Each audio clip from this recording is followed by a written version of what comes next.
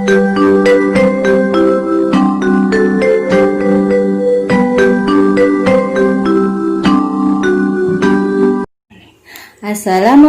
warahmatullahi wabarakatuh. Bagaimana kabarnya hari ini anak-anak? Luar biasa, semakin cerdas, semakin sehat. Semoga kalian di rumah tetap sehat dan rajin belajar dan masih semangat belajar. Hari ini sebelum kita lanjut di materi, Ibu tidak lupa mengingatkan kalian untuk selalu menerapkan 3M. Apa itu 3M? Masih ingat kan? 1. Mencuci tangan dengan sabun. Harus mencuci tangan dengan cara yang baik dan benar ya anak-anak. Kemudian yang kedua, menggunakan masker setiap kalian keluar rumah. Kemudian yang ketiga, menjaga jarak paling dekat atau minimal yaitu 1 meter. Tidak boleh kurang dari 1 meter. Baiklah, sebelum belajar kita jangan lupa berdoa dulu ya anak-anak. Mari kita berdoa sebelum belajar. Tujuan pembelajaran kita hari ini yaitu peserta didik dapat mengapresiasi karya seni montase. Kemudian peserta didik dapat mengetahui cara menjaga kelestarian lingkungan dengan cinta lingkungan. Sekarang mari kita masuk ke materi ya. Kemarin kita telah belajar cara membuat montase. Jadi hari ini kita akan mengapresiasi karya montase yang telah seperti yang contoh-contoh montase yang telah kita buat kemarin. Kemarin juga kita telah belajar lingkungan terawat dan tidak terawat. Hari ini kita akan belajar cara melestarikan lingkungan dan cinta lingkungan berdasarkan contoh-contoh lingkungan terawat dan lingkungan tidak terawat tersebut. Anak-anak perhatikan penjelasan dari Ibu ya. Jadi materi pertama kita yaitu mengapresiasi montase. Yang tadi merupakan contoh montase. Hari ini kita akan mengapresiasi karya montase tersebut. Apa itu mengapresiasi hasil karya seni montase? Mengapresiasi hasil karya yaitu menghormati, mengakui, memberikan penghargaan, memberikan kritik terhadap hasil karya orang lain.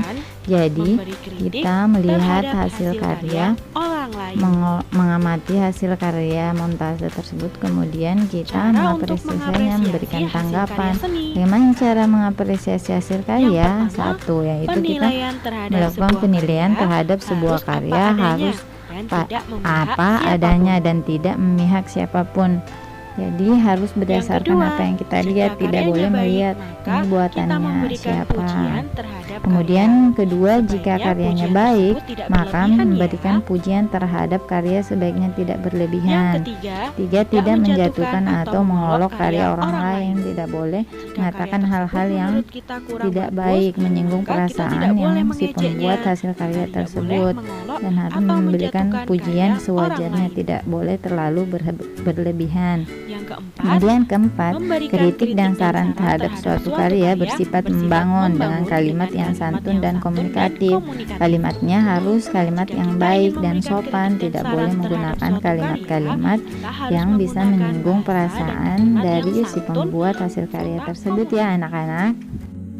Ya, perhatikan berikut ini merupakan contoh hasil karya. Contoh mengapresiasi hasil karya montase ya. Misalnya pada gambar montase tersebut pujiannya, karya montase tersebut sudah bagus dan sangat kreatif. Kemudian komentarnya, cara penataan objek yang ditempel kurang bagus dan kurang rapi menggunting gambarnya.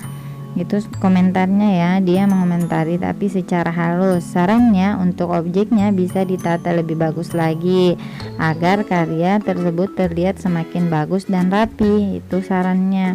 Jadi ini contoh mengapresiasi hasil karya teman ya anak-anak. Selanjutnya setelah belajar tentang mengapresiasi karya montase, selanjutnya kita akan belajar tentang kelestarian lingkungan. Cara melestarikan lingkungan salah satunya dengan mencintai lingkungan. Mencintai lingkungan adalah cara kita untuk ikut serta menjaga kelestarian lingkungan. Mencintai lingkungan dapat dilakukan dengan cara sederhana. Apa saja yang dapat kita lakukan untuk menjaga kelestarian lingkungan? Perhatikan ya anak-anak. Caranya yang pertama, kita dengan cara membuang sampah pada tempatnya, tidak membuang sampah sembarangan. Jadi jika kita melihat sampah kemudian ada tempat sampah, kita harus membuang sampah tersebut pada tempat sampah.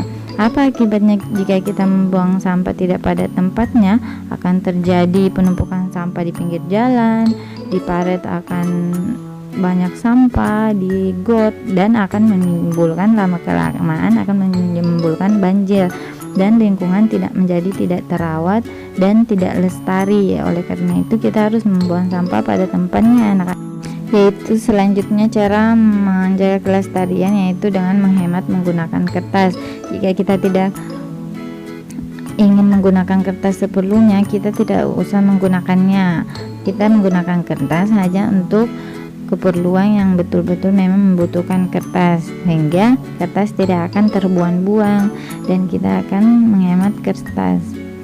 Dan dampaknya jika kita tidak menggunakan kertas secara hemat, itu terjadi penebangan pohon kertas secara terus-menerus dan akan mengakibatkan juga banjir.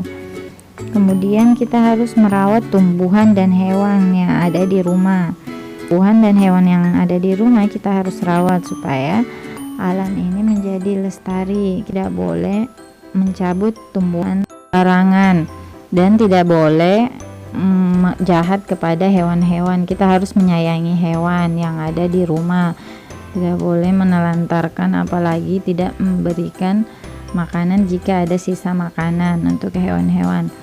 Kemudian selanjutnya yaitu cara melestarikan dengan tidak melakukan penebangan hutan secara liar. Illegal logging atau pembalakan liar di hutan selain dapat mengakibatkan hewan-hewan kehilangan tempat tinggalnya, juga dapat mengakibatkan bencana alam seperti banjir dan tanah longsor. Jadi kita jika melihat orang akan menebang hutan secara liar, kita harus menegurnya agar tidak terjadi banjir dan longsor. Selanjutnya yaitu dengan cara menggunakan transportasi yang ramah lingkungan. Misalnya jika kita ingin pergi ke suatu tempat yang jaraknya dekat, lebih baik kita menggunakan sepeda, tidak usah menggunakan mobil pribadi. Kemudian selanjutnya yang terakhir yaitu dengan tidak memboros dan menggunakan energi secara berlebihan. Kemarin kita telah belajar juga menghemat energi. Jadi energi itu kita harus hemat, tidak boleh memboros menggunakannya di rumah. Itu ya cara-caranya anak-anak. Masih banyak lagi cara yang lain. Kalian harus mempelajari dan tetap melaksanakannya ya.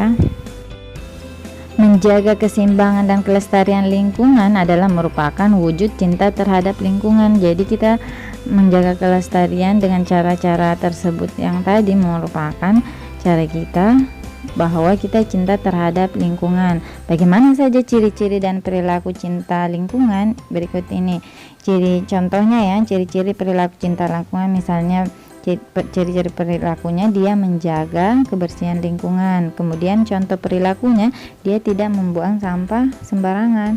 Jadi dia mempunyai ciri-ciri menjaga kebersihan rumah. Contohnya tidak membuang sampah sembarangan. Itu contoh cinta lingkungan ya anak-anak. Ini akan berhubungan dengan tugas kalian selanjutnya. Jadi berdasarkan materi kita hari ini, tugas kalian yaitu pertama mengapresiasi hasil karya berdasarkan gambar montase yang ada pada halaman 135 dan ada juga ibu berikan pada tugas classroom. Yang kedua memberikan tanda centang hal-hal yang ada di sekolah halaman 140. Kemudian ketiga menuliskan kesimpulan dari perilaku yang harus dilakukan dan menjaga lingkungan. Di situ ada keadaan lingkungan sekolah, perilaku menjaga lingkungan, kemudian perilaku terhadap lingkungan yang harus dihindari. Kalian tinggal menjawabnya ya. Ada pada halaman 140 buku tema 3.